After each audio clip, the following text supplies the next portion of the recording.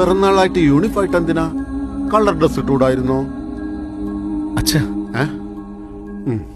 മോള് വാ.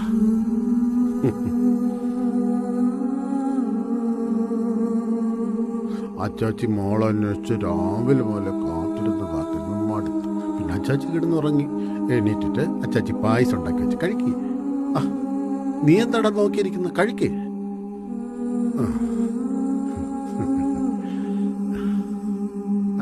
കഴിക്കടാ.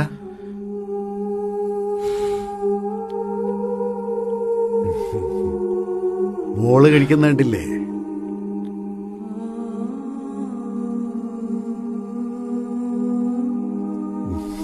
കഴിച്ചോടാ.